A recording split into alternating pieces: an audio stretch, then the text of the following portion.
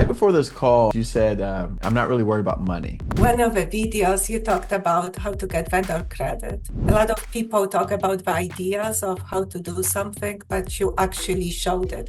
What made you actually bid a contract and go after an opportunity? I bid on different projects. I did bid on porta potties, and this time there was a lot of companies. I felt like fish out of the water. The quotes they submitted didn't exactly fit the requirements of what the government was asking. So basically what you're saying, what I'm hearing is that the other people are lazy.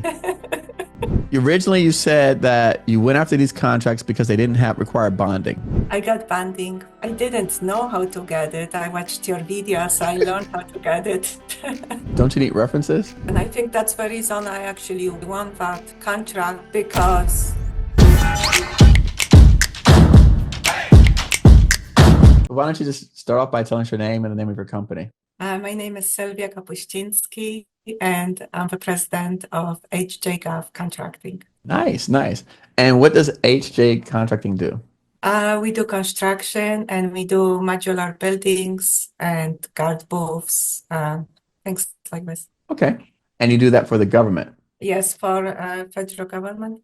Nice. Okay. Now, we met at the conference this year Mhm. in Miami. And but before that, you were in the community and on Federal Help Center. Yes. So tell me kind of how did you get here? Like how did you get in the community? Tell us kind of like a little bit about that story. I learned about government contracting when I worked as a war photographer in Iraq 20 years ago. And I met a lot of government contractors there, but it was mostly the ones that work for like huge companies like Bechtel. And I didn't know that there is space for small businesses to projects for federal government. And then last year, I was watching this webinar on LinkedIn, and someone was talking about how even a one-person business could provide services to the government. So I went on YouTube, I started learning about it, and that's where I saw you. And I joined the community. I joined the Govcon Giants coaching, and I started watching all the videos. So that's how I learned about you. Nice. Okay. And right before this call, I think what's interesting about your story is you said, I'm not really worried about money. DEI is gone, USAID shattered, Department of Education under attack, sensors are being challenged. But inside Federal Help Center, we are dueling and winning contracts every day. So join for free. Come inside to get the information so that you know what to do to start winning now. Now tell me why did you say that and what caused you to say like you weren't worried about money? So I was binge watching your videos, Uh-huh. and one of the videos you talked about how to get vendor credit and how to pay for supplies for products. And when I saw that video, that's actually when I really felt like I could do this because I have no money. I couldn't pay for any of it. And I know it's very hard to get loans from the bank. And I loved how you showed all the steps of how to go about it. Mm. A lot of people talk about the ideas of how to do something, but you actually showed it step by step. There was no questions. So it gave me almost like a confidence inside that I could really do it. Okay. So the first thing is like, okay, wow. All right. Now I know that even with no money and as a one person company, I can do this. Okay. I can figure out the money part. What was the second thing? What made you actually bid a contract and go after an opportunity? I wanted to do construction, which I couldn't do because as I was looking at solicitations, I saw a lot of them required bonding, like Mhm. the insurance. So I bid on different projects. I did bid on porta potties and I bid on forklift rentals. But then I saw in your community, I saw one of the sessions Mhm. with Ryan Atencia, and he talked about all the other supplies that the government buys. One of them was modular buildings, which is sort of like constructions, but they didn't require. So when I saw that I could do modular buildings, that's something I became interested in. And as I was looking on SAM, a few days later, I saw there was a site visit near me. in New Jersey. There was a site visit for a modular building. I didn't know anything about modular building, so I thought I could just go and learn about it, more like as an experience, not really to bid on it. Sure. I went to a site visit, and as I looked around, I realized I was the only one there. Okay. Hey, I like this because one, a strategy that we tell people is to go to site visits, right? That's a strategy we Yes. tell to make relationships. And two, even if you went there to make relationships, you're like, wait, there's nobody here to make relationships with. Okay, well, I mean, I would hope that you had a chance to get the chance to know the people at the project and get to meet them, right? Yes, but as I was driving with a point of contact of a site visit, I was thinking, what kind of questions am I going to ask? Okay. Uh-huh. Um, but it was really good. The people, it was for the Air Force. The people that I met from the government, they were exceptionally nice and Okay. helpful. And it was really good to go to see like what it looks like as a government contractor to go to a site visit at a base. Okay. And I printed out the solicitation. I did have questions based on the knowledge that I had. I did have some questions. Okay. But I learned a lot about what was important to the customer and to the Air Force. That's something you don't get on a piece of paper because it was few pages long. Right. And especially as someone who didn't know about modular buildings, I didn't know what was significant. And it was just few words. And that was that it had to be elevated, which was unusual for a modular building, 6 feet above the ground. And was also 2 stories. But the elevated part, it would seem like it wasn't really important, but it was. So I learned where it was, what it looked like. So I was actually proud of myself. Like once I left, I probably made a mistakes, but I was happy. I went out of a comfort zone. I've been to bases before as a photographer, but I've always been as a representing like a large company. So they were almost like my backing. Like I Right. was That was your there for security. that. Yes, almost like I represent this huge organization that everyone knows about. So it gives you some sort of like comfort. This was just for me. It was my company. It wasn't some huge company that everyone knows about. So Mm. this is like much more, It you was, feel more exposed kind of, or you yes. feel more insecure. Right. Right. But I was very grateful I went to it and I was really happy. I learned a lot. And I learned that I used to work as a photographer, as a photojournalist, so I used to meet all sorts of people. Like I know the importance of relationships because as a photographer, they had to trust you for them to open up their home or their place or for them to be comfortable to talk to you. I knew it was important, but somehow this is like different. And this is the American government. Right. Right. No, it's American government. The It's a big little old bit government. It's scary. scary. Yeah, it's Yes, it is. scary. Oh, It it's is. scary. It's scary. But once you meet the people, like all the people I have actually met up to now from the government have been exceptionally nice and helpful. And sometimes they don't know everything, just like us. Okay. Okay. So it gives me like, I feel okay by not knowing everyone, not knowing everything. Okay. Okay. And when you went into it, you assumed that they knew everything and that they're going to be mean. What did you assume? I actually thought that there was going to be a lot of other contractors and that they were going to ask intelligent questions and and that I will learn from that. But I actually have been trying to do scary things, so this was a little bit scary. Okay. By the way, one thing that you did that I really like, and I want to just touch on that while we're talking, if people haven't seen before, I always encourage people to look at this no bid decision framework, where, again, knowing the customer's needs right here on the relationship, that's where, to me, you did that part where the previous bids, you just bid them without knowing anything. And here you got a chance to learn about the customer and what the customer wanted. Mhm. Is that fair? Yes, and I think that's the reason I actually possibly won that contract, Okay. because I paid attention to the details later on, and I knew what was important, and I Right. knew what kind of customer I was dealing with. Okay. Okay. There you go. Nice. So then tell us what happened. What made you decide to bid this one, right? Where you said originally, like, now we're just going to learn. Since I went to the site visit, I thought, why not find a company like a manufacturer that could provide the product?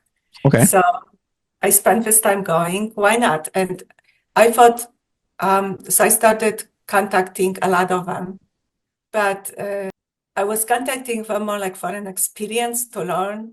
I wasn't sure if I was going to get the quote or how it was going to work out, Okay. but just to try it, to get the experience of it. So I Okay. did contact probably most of them in the United States. So I was looking at some. Oh, sure. And just for context, did you look them up on the internet? Like, I mean, how did you find a directory of them? What was your I looked them process? up on the internet. I used ChatGPT, Okay, help you with and, names. Okay. and I also asked recommendations. Okay. Okay. What did you do? Like, how did you find a list or some sort? But okay. So you just, wherever you could find names, you found names, went to like Google Maps and type in metal building and it popped up names. Yes. Okay. But as I was before as a photojournalist, I used to ask a lot of questions. And I used to work on stories that at first I might have not known anything about. So I still ask a lot of questions. So as I was talking to manufacturers, I learned about one requirement that only two companies were making. Mm, okay.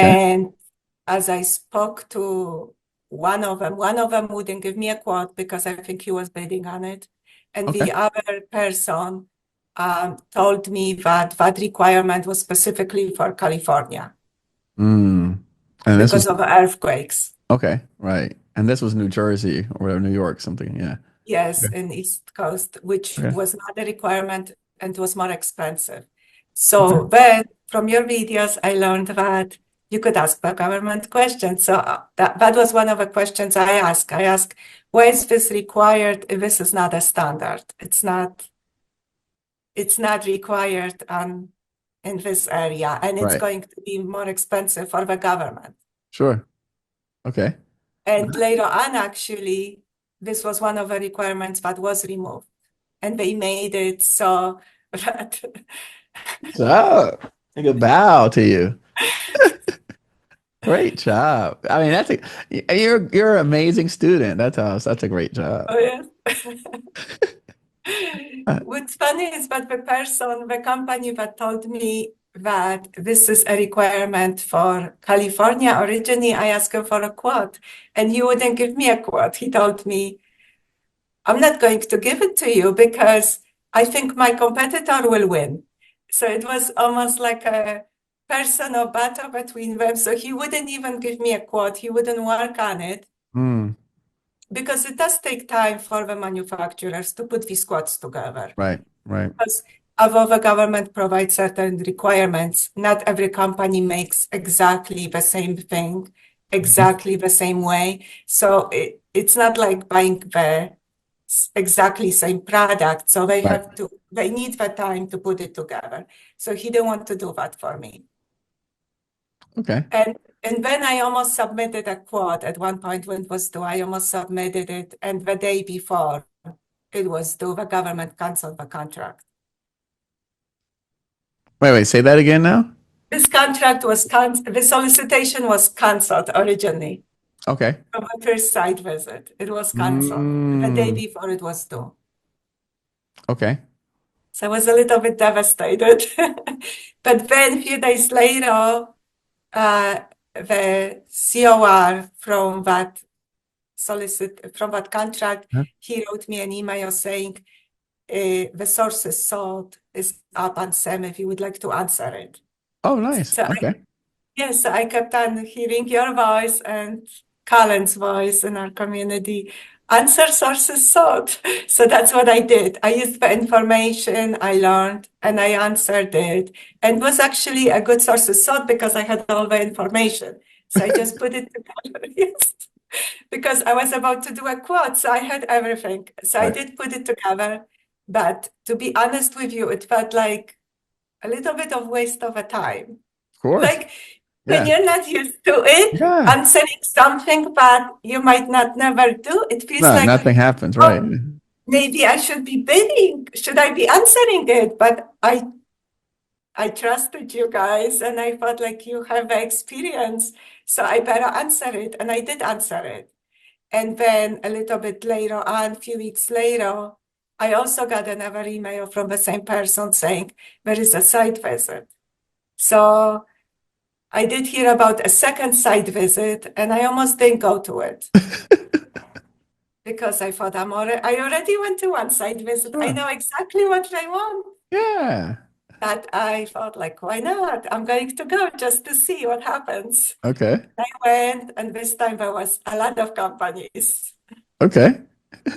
Okay. And it was all like experienced companies. I felt like fish out of the water.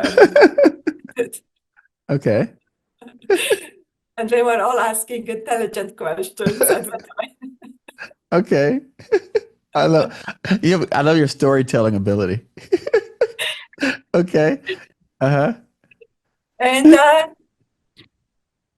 and when I left that site visit, I actually thought like, there's no way I would ever win this. I mean, there was a manufacturer, there was a big company there was an 8A company. I mean, there were people that have done this work before and they all wanted it. So I thought like, I'm probably not going to get it. I'm not going to even bid on it. What's the point? Sure. But I did bid on it.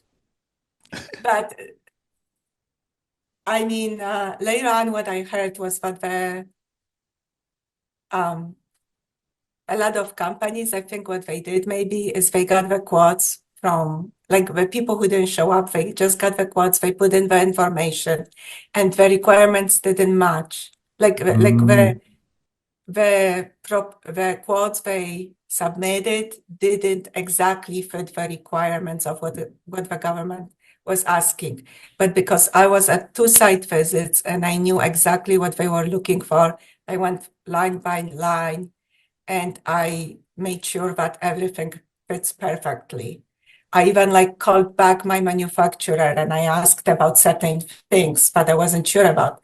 Like, is this what this means? We need this. This is missing. And I was adding that information to my quote. Now let me ask you. So you said you had two manufacturers in the beginning, but this is a different person, different manufacturing company. Yes. Okay. Yes. I found someone else. Okay. Now, so basically what you're saying, what I'm hearing is that the other people are lazy. They took a quote and then they just put their number on top, assumed it matched the requirements and submitted it. Yes. And I've worked on other solicitations since then, and I've noticed that almost always like I would ask the manufacturer, do your requirements fit perfectly of what the government is asking? And they say, yes. Yes. But then when I look at the requirements, they're like 95% correct, but not 100% correct. So The again, colors might be off, the windows might be off, like the little electrical units, this amount versus this. right. So again, right. And I'm not saying this to be offensive to the people that you won against. I'm saying this because the people that are listening to my channel, good people like yourself coming behind us, we're saying to them, don't be lazy. Mm-hmm. Is that a better way to put it? Yes. Okay. So for all of y'all here listening, don't be lazy and just take the requirements from someone and then slap your fee on top and submit it to the government. Take Sylvia's advice. Go through with a fine-tooth comb to make sure everything matches up, because that could be the difference between separating you, right, from the bigger companies, from the 8A companies, from the experienced companies, because they are probably bidding a lot of stuff and they don't have the time to go through and do the due diligence. So maybe they didn't, maybe the person who they assigned, his job was to bid 10 projects that week, so he can't go through them all. And it does take time. It takes time. Okay, so now there's something interesting else I want to talk about, right? Because you mentioned to me about the supplier credit and vendor credit. How did that go down? And tell us about that. Tell me that. Tell that story. When I went to the second site visit, there was a manufacturer, and I asked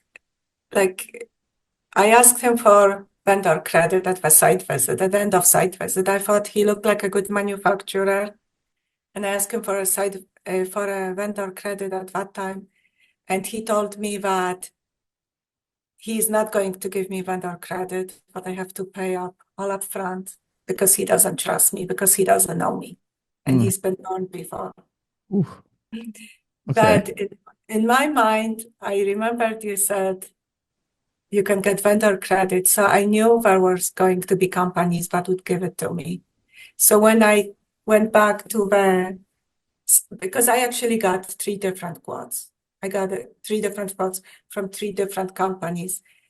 And my manufacturer, I talked to him, I told him it's a government contract. And would you be willing to accept net 30? And he said, if you win a contract, we'll make it work. That was all you needed So to I hear. went with him. Uh-huh. So I went with him. I mean, he was willing to give me vendor credit, and I felt like he was reasonable and like easier to work with, someone like I could trust. Right. So then you went with him, and then so you ended up winning the project. Yes. Nice. Congratulations. Thank you. And then you win the project, and everything goes smoothly. Actually, it did. Yeah. Like especially at the beginning, everything went really well. Yeah. I found the shipping company to reduce my costs. Okay. They delivered the materials, and at exactly the same time they were supposed to deliver it.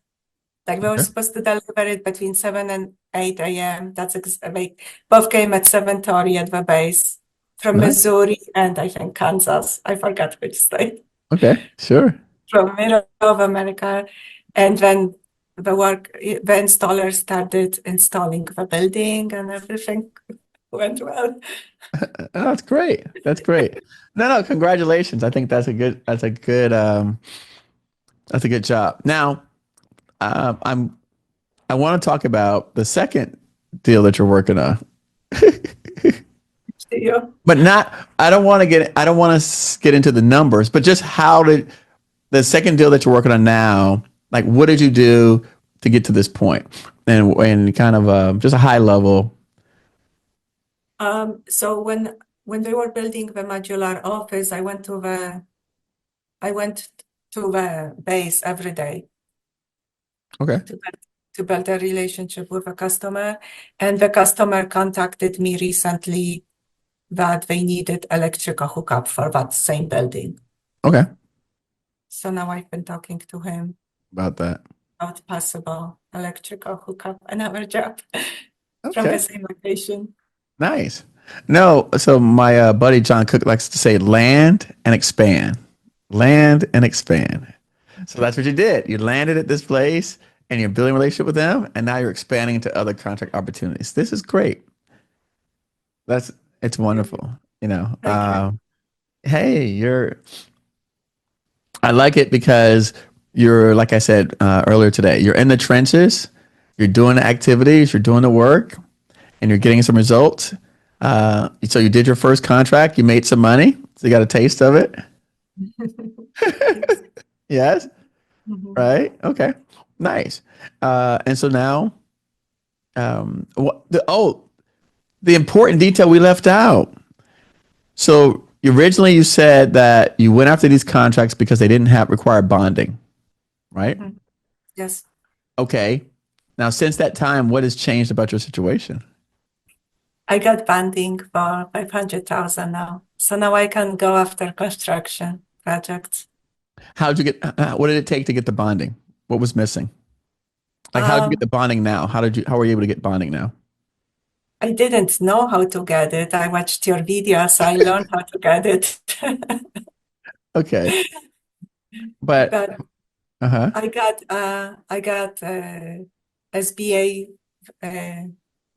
line of credit for 25,000, which allowed me to get funding for 500,000 So, and you did that with who? with Mr. Gibbs from Yeah. Gibbs. Yeah. Peter Gibbs, Foundation Surety. Yeah. So, He's very nice. One day he just called me up. He said, "How are you doing?"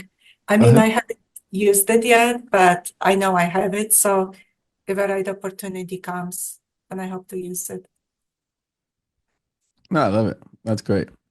No, I think that's excellent. We're you know, we brought Peter on the show before.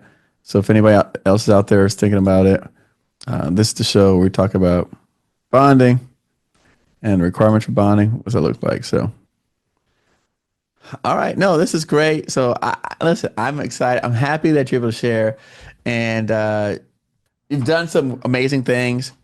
Um, I love your story. We've been talking for a while now.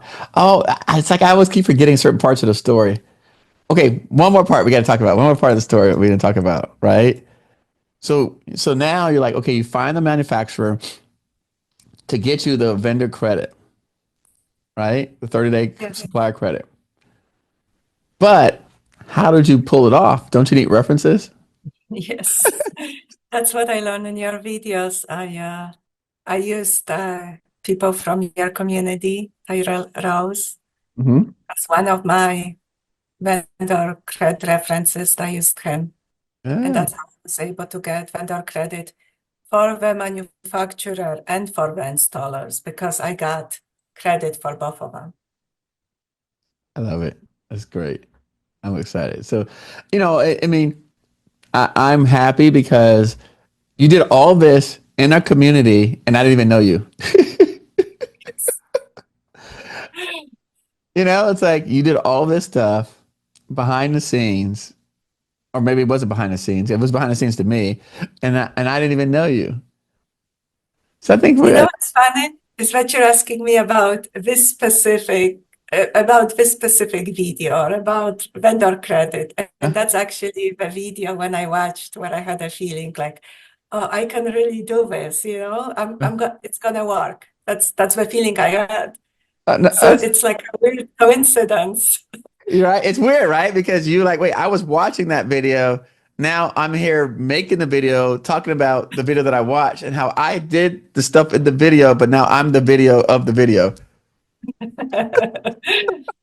I mean, like I watched so many of your videos. I didn't watch all of them because you have so many, but of like I've watched a lot, and of all the videos, this is the video that I had like I was like so appreciative of you showing us step by step, Right. like that you were willing to share that. Sure, sure, sure, sure. No, I like that. Here's one of the videos I have on YouTube. I'll just keep sharing with people, just so they know as a reference, so I can have it in there. But no, this is one of the videos that we have publicly on it. But then inside of our trainings, we have more videos on how to do credit. So, but yeah, even in this video, I pull up my actual real life examples of what we're doing. So, no, I love it. I appreciate it. Thank you for coming on. Thanks for sharing your story. And this is exciting time. And again, I'm happy to share this with people because what would you say to someone who's watching you right now that's afraid to take action? What would you say to them? I would say to start learning, and when you feel like you have enough information, to just start doing it because that's when you really learn. I mean, since that first contract, I did win a few other smaller contracts, and with each one, I learned something different. And you're not going to, you have to like learn a certain amount, but then you have to apply it because that's when you really learn it. That's when you have all of these questions I have right now for you. That's something you can't look up. Right. And also don't self-eliminate yourself. I almost did. I almost self-eliminated myself. I didn't, I guess, believe in myself. So believe that you have something to offer. All of us have different life experiences, and we can apply it. And the right project, the right contract, we will win.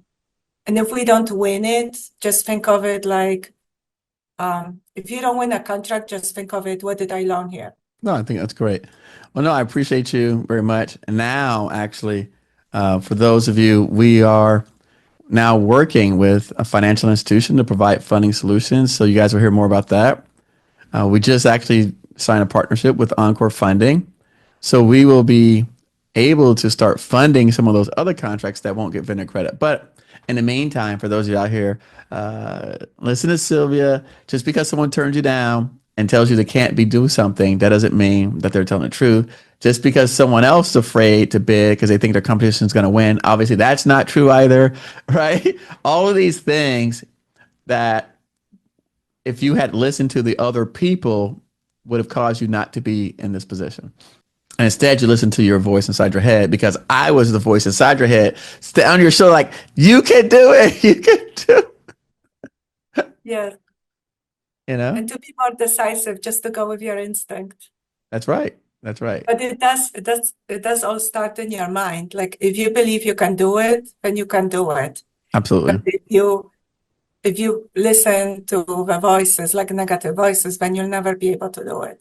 Right. So just keep on doing and surround yourself with people. I think it's like for me, it's really helps to be in Govcon Giants community. I mean, sometimes I join, it's almost like a support group. It's Right. like every week I join at least one and I listen to it, and it helps me stay motivated and keeps me on course.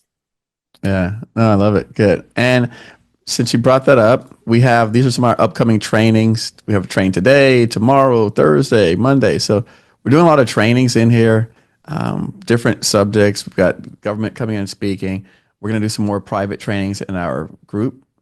So I actually am working on, when I get off the call with you today, Sylvia, I'm going to make a training video on making better proposals. So that's this afternoon's assignment for everyone. All right. So that way, when you start doing the bigger projects that require more expansive proposals, then you'll be like a ninja on it. And with that, thank you so much for coming. Thanks for being a great sport. Thank you for being at the conference. I don't know if we took a picture together. I didn't see any picture of us together. We did. We have one picture. Did you post it? I did post it. Okay, I'll go back and look But in you there. have so many. I go back and look and see.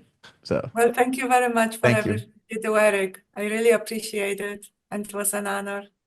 Thank you. Thank you. Did you ever think you'd be on the show? No. I know. Great. Well, we're gonna bring you back when when you cross the next threshold. So we'll determine what that Yeah, is. let's do it. All right. Thanks. Take care.